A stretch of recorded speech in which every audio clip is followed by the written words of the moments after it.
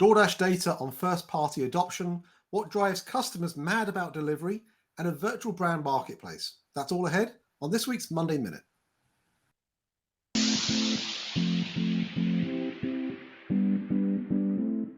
Monday Minute works like this. We're going to ask each other 5 questions about the headlines that have interested us about the worlds of off-premise technology and restaurants that in some way link back to our book, Delivering the Digital Restaurant. Are you ready? Let's go.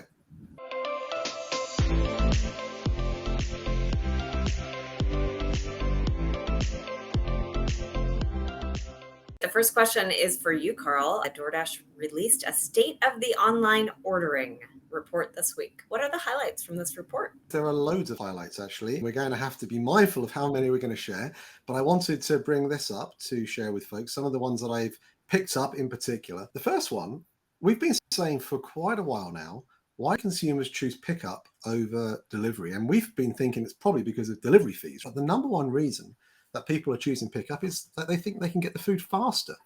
So maybe this is more a function of the fact there aren't as many drivers available, and so therefore people are just thinking it's easier for me to go and get it myself. And you can see by the second reason here, I happen to be nearby as another key item. It's only the third item there where they say that the fees were lower. Surprising, huh? Absolutely. Although I do notice that menu items were cheaper. I believe it's better for the restaurant. It does seem like if you add all those things together, there's something in there about value that truly is important to consumers. When we go to the next one here, this one's an interesting one in the sense of why did the customer choose to use a first-party platform instead of using, in this example, a DoorDash? So DoorDash have very nicely shared this information, but they're saying it was more convenient. It's more convenient. Yes, the delivery fees were lower, so that was a factor of why someone might have picked up directly from the restaurant. And ease of use. We're often talking about the UX component here and making sure that whatever first-party channel, whatever direct ordering channel you have, it's easy to use and as clickable, if you will, as you find on a DoorDash or an Uber Eats. Well, clearly that's what customers are saying as well. And so, again, really, really important that when you're designing those first-party platforms, you make it super easy. And, there's a familiarity factor here as well. So making sure you're not introducing new components of an ordering experience that perhaps feel alien to what people are usually used to. The last one on the second page here, you'll notice, is customizing my order is easier. And this is an interesting one because some restaurants might actually choose to be able to give the personalization, the customization factor, more scope, if you will, on their first-party channel than what is perhaps available on the third party. Any thoughts on this one? Well, I think absolutely it goes back to everything we talk about making things as easy as possible, although we often cite DoorDash as being one of the easiest apps out there to use. And so I'm fascinated to see that some consumers would choose a first-party experience over the DoorDash, which probably tells you there are some restaurants out there who've really got this nailed. And then we'll finish up with this, which we've talked about a lot last year when DoorDash released something similar. And they said that most customers prefer to order delivery through a restaurant's website or app. And that is still the case. It's still 38%. But look, it's dropped from last year. Last year it was 43%. It's now 38%. And similarly, DoorDash are reporting here that 37% of customers prefer to order through a third-party delivery platform, which is up 10% on the previous year. So it shows that there's still perhaps some opportunity out there. Perhaps some customers have got frustrated with the first-party engagement that they've encountered up to this point and have gone back to the thing that they're more familiar with in the third party. And I've got to do a bit of fun here as well, Meredith. Okay, on this report, we'll do a family feud style for you, okay? So top 5 items ordered on DoorDash in Q1 of this year. What were the top 5 items you'd say that people are ordering? Top 5 items, I'm going to go with burgers, pizza, burritos. Can you just do like general pasta? I don't know. That seems like an enormous category, not an item. I mean, you know how it works with Family Feud. You're either going to lose your 3 lives or not. But, I know. And then the last one I'm going to pick is like a sweet and sour chicken type dish. All right, let's bring it up. Let's see whether you've got some of those correct. Well, look, burrito bowls and burritos are there. Cheeseburgers are there. But otherwise, French fries are the number 1 item. Hash browns, number 4. Interesting, isn't it? That's these are the top items ordered on DoorDash. Well, I guess to be fair, French fries and hash browns go with both chicken sandwiches and cheeseburgers. So they probably get appended to a lot of things. Absolutely. All right, so move on from that. Our second question this week is for you, Meredith. Delivery is growing according to Bloomberg's second measure. Tell us about what they've shared this week. So as you know, we love the data, and Bloomberg's second measure has been tracking for a while now, both overall delivery sales as well as delivery by platform. And it's a statistic that we cite often, and they released their latest update, which showed that restaurant delivery behavior has continued to grow. So people using these apps, it's up about 7% from last year, which I think is incredible given that dine-in really is coming back. You're starting to see a lot more Americans feel comfortable going out to restaurants. Certainly around here, it seems like they're very busy when we go out, but you're seeing those consumers continue to engage in that delivery behavior. And, we've kind of predicted that this is what will happen. Delivery was not a thing that was created by the pandemic. It was a thing that was accelerated by the pandemic, and that behavior will continue even as folks go back into dine-in. Now, coupling this data with a report put out by Grocery Dive from Mercatus about grocery delivery is fascinating, because grocery delivery has actually declined, suggesting that it did get a bump that is maybe not as sustainable from the pandemic, as consumers were seeking to avoid being in public places. Not as much of a maybe permanent behavioral change as it was a necessity during the pandemic. So we'll see if those numbers hold and continue on in that direction.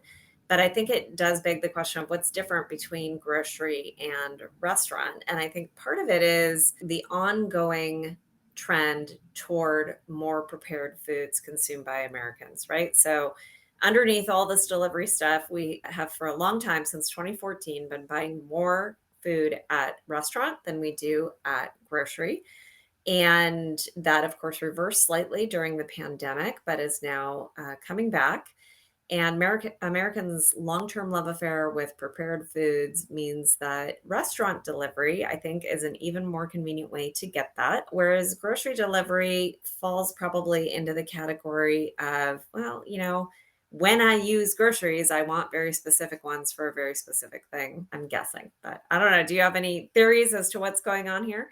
I think you're right, but I also think it's just a normalization of what we've seen over the course of the last couple of years. People are also wanting to get out and see what's on the shelves again. And I think it's a little bit more difficult to do that when you're looking at it through a computer screen. Fair enough. Next question for you, Carl.